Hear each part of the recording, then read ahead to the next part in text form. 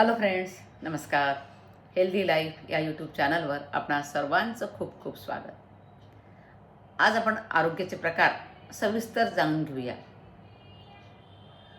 आरोग्य म्हटलं की आपल्या डोळ्यासमोर येते ते म्हणजे शरीर.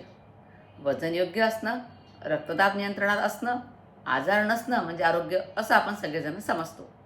पण प्रत्यक्षात आरोग्य हा खूप व्यापक विषय आहे. एखादी व्यक्ती शारीरिकदृष्ट्या तंदुरुस्त असली तरी ती सतत चिंतेत असेल, भावनिकदृष्ट्या अस्थिर असेल किंवा नातेसंबंधामध्ये अडचणी असतील तर ती व्यक्ती पूर्णपणे निरोगी म्हणता येणार नाही. खरं आरोग्य म्हणजे शरीर, मन, भावना, समाज आणि आत्मा यांचा सुंदर समतोल आहे. आज आपण आरोग्याचे 5 महत्त्वाचे प्रकार समजून घेणार आहोत. कोणते आहेत ते प्रकार? शारीरिक आरोग्य, मानसिक आरोग्य, भावनिक आरोग्य, सामाजिक आरोग्य आणि आध्यात्मिक आरोग्य. आता एक एक प्रकार सविस्तर जाणून घेऊया. पहिलं आहे शारीरिक आरोग्य, फिजिकल हेल्थ.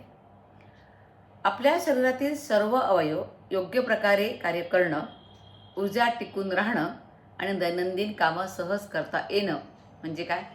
शारीरिक आरोग्य. ज्या व्यक्तीला हे सगळं करता येत असेल त्या व्यक्तीचं शारीरिक आरोग्य चांगलं आहे असं आपल्याला म्हणता येईल. आता उत्तम शारीरिक आरोग्य असेल तर त्या व्यक्तीमध्ये लक्षणं काय दिसतील? ती व्यक्ती सकाळी उत्साहाने उठेल, त्या व्यक्तीचं पचन व्यवस्थित असेल, त्या व्यक्तीच्या शरीरामध्ये चपळता असेल आणि त्या व्यक्तीची रोगप्रतिकारशक्ती खूप चांगली असेल आणि त्या व्यक्तीला पडल्या पडल्या झोप येत असेल. आता शारीरिक आरोग्यासाठी आवश्यक कोणत्या गोष्टी आहेत जे केलं म्हणजे आपलं आरोग्य चांगलं राहील? पहिलं म्हणजे योग्य आहार. आपला आहारच आपल्या शरीराचा पाया आहे. त्यासाठी ताज्या भाज्या खाव्या लागतात. फळं, कडधान्य, सुकामेवा, दूध, दुग्धजन्य पदार्थ, पुरेसं पाणी यांचा समावेश आपल्या आहारामध्ये असेल. योग्य प्रमाणात योग्य वेळी जर आपण आहार घेत असू तर आपलं आरोग्य निश्चितच चांगलं राहील. त्यानंतर दुसरा महत्त्वाचा घटक आहे व्यायाम. योगाभ्यास करणं, चालणं, प्राणायाम करणं, सूर्यनमस्कार यामुळे शरीर सक्रिय राहतं. तिसरा महत्त्वाचा घटक आहे शारीरिक आरोग्यासाठी तो म्हणजे पुरेशी झोप. झोप ही शरीराची नैसर्गिक दुरुस्ती प्रक्रिया आहे. आता मी तुम्हाला एक प्रश्न विचारते. आपण शरीरासाठी दिवसातून किमान 30 मिनिटं देता का? उत्तर हो असेल तर हो लिहा कमेंटमध्ये, नाही असेल तर नाही लिहा. दुसरा प्रकार जाणून घेऊया, मानसिक आरोग्य.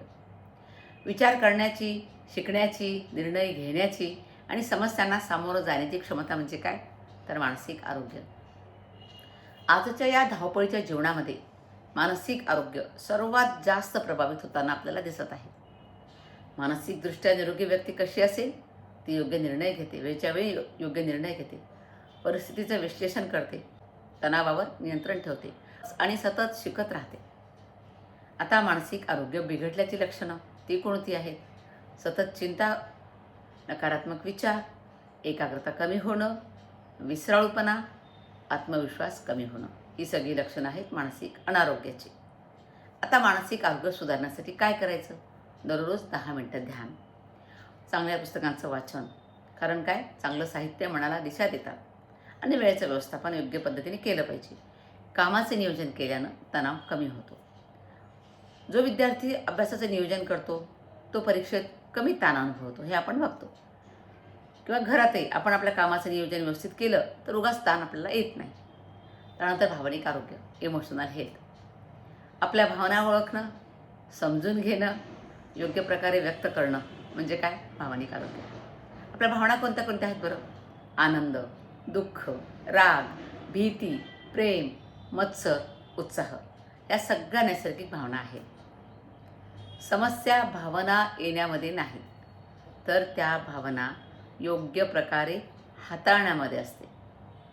भावनिकदृष्ट्या निरोगी व्यक्ती रागावर नियंत्रण ठेवते, आपलं दुःख व्यक्त करते, स्वतःला आहे तसं स्वीकारते आणि आपल्या झालेल्या चुका मान्य करते आणि इतरांना माफ करते. भावनिक आरोग्य सुधारण्यासाठी काय करता येईल बरं? तुमच्या भावना व्यक्त करा. रडावंसं वाटत असेल तर रडा, बोलावंसं वाटत असेल तर बोला.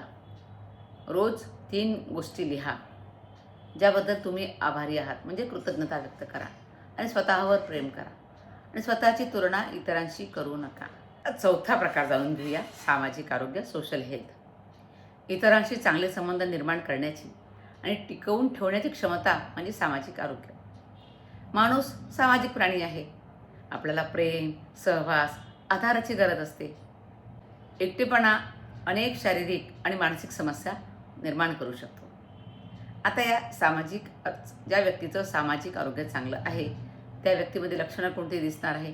ती व्यक्ती चांगला संवाद साधणारी असेल, ती इतरांना सहकार्य करणारी असेल, ती इतरांवर विश्वास ठेवणारी असेल, इतरांचा आदर करणारी असेल आणि सहानुभूती व्यक्त करणारी असेल. आता हे सामाजिक आरोग्य कसं जपायचं? कुटुंबासाठी वेळ द्या. मोबाईल बाजूला ठेवून संवाद साधा. मनापासून ऐका. फक्त उत्तर देण्यासाठी नाही, तर समजून घेण्यासाठी ऐका. मतभेद स्वीकारा. सर्वजण आपल्यासारखे विचार करणार नाहीत आणि तुम्ही विचार करा. शेवटचं कधी कोणाशी मनापासून तुम्ही चौकशी केली होती का? उत्तर हो असेल तर कमेंटमध्ये हो लिहा, नाही असेल कमेंटमध्ये नाही लिहा. आता 5वं आरोग्य, आध्यात्मिक आरोग्य, स्पिरिच्युअल हेल्थ. स्वतःशी जोडलं जाणं, जीवनाचा अर्थ समजून घेणं आणि अंतर्मनात शांतता अनुभवणं म्हणजे आध्यात्मिक आरोग्य. हे धर्मापुरतं मर्यादित नाही, हे लक्षात घ्या. आध्यात्मिक व्यक्तीची लक्षणं काय असतील? ती व्यक्ती शांत स्वभावाची असेल, समाधानी असेल, कृतज्ञता व्यक्त करणारी असेल, इतरांबद्दल करुणा वाटणारी असेल आणि सकारात्मक विचार करणारी असेल, सकारात्मकता त्याच्यामध्ये ठासून भरलेली असेल. आध्यात्मिक आरोग्य वाढवण्यासाठी आपल्याला काय करता येईल? ध्यान, प्रार्थना, नामस्मरण, सत्संग, सेवा आणि चांगल्या साहित्याचं वाचन हे जर तुम्ही करत असाल तर तुमचं आध्यात्मिक आरोग्य उत्तम राहण्यासाठी चांगलीच मदत होईल. 5ही आरोग्यांचा परस्पर संबंध आहे. समजा एखाद्या व्यक्तीची झोप कमी झाली, शारीरिक आरोग्य बिघडतं, मानसिक तणाव वाढतो, चिडचिड होते, नातेसंबंधावर परिणाम होतो, मनाची शांती कमी होते. म्हणून एक प्रकारचं आरोग्य बिघडलं की इतरांवरही त्याचा परिणाम होतो. मग लक्षात घ्या, खरं आरोग्य म्हणजे फक्त आजार असणं नव्हे. आजारांचा अभाव म्हणजे आरोग्य नाही. खरं आरोग्य म्हणजे सुदृढ शरीर, स्थिर मन, संतुलित भावना, सुदृढ नातेसंबंध आणि शांत आत्मा. दररोज स्वतःला हा प्रश्न विचारा, आज मी माझ्या 5ही आरोग्य प्रकारांसाठी काय केलं? याचं उत्तर जर तुमच्याकडून सकारात्मक असेल तर आपण खऱ्या अर्थाने निरोगी जीवन जगत आहात. जर उत्तर नकारात्मक असेल तर आपल्याला प्रयत्न करण्याची गरज आहे. ते आरोग्य चांगलं कसं ठेवता येईल याबद्दल मी सांगितलेलंच आहे. त्या पद्धतीने आपल्याला आपलं आरोग्य चांगलं ठेवता येईल. हा व्हिडिओ पूर्ण पाहिल्याबद्दल खूप खूप धन्यवाद. स्वस्थ रहा, मस्त रहा.